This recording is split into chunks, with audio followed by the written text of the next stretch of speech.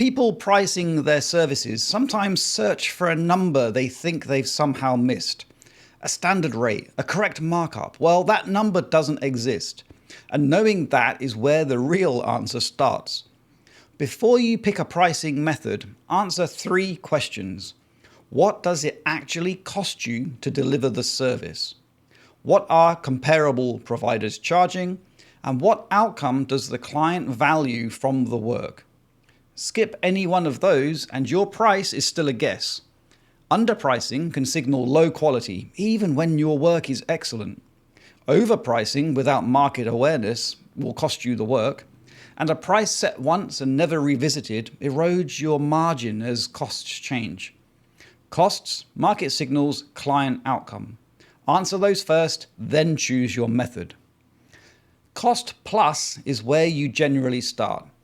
Add every cost of delivering the service, add your target margin, and that gives you a floor, the minimum you can charge without losing money. Most service providers undercount here. They include direct labor but miss indirect costs such as software, insurance, admin time, and travel. Travel time is often specifically flagged as something people routinely forget. If you spend 2 hours getting to a client and don't account for that, you're subsidizing the engagement. So here's a quick check. Total monthly costs divided by realistic billable hours gives you your minimum hourly floor before margin. Everything below that is a loss. But your floor is not your price. It's just the boundary you can't go below. Once you have your floor, you need a ceiling. And so 2 lenses help. Market anchored pricing looks at what comparable providers charge for similar work. It's useful for sense checking whether your floor is competitive or whether you're leaving money on the table. But the limitation, though, is market rates vary widely by geography, specialization, and positioning. A rate from a quick search can mislead as easily as it can guide. Value-based pricing adjusts your rate to reflect the outcome the client actually cares about. If your work saves a client significantly more than your fee, there's a case for pricing closer to that value. But it's harder to justify without a track record or measurable results. It's a stronger position once you have the case studies to back it up.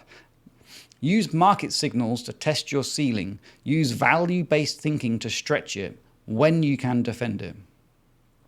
Here's the decision rule. Start with cost plus to establish your floor. Use market signals to sense check your ceiling.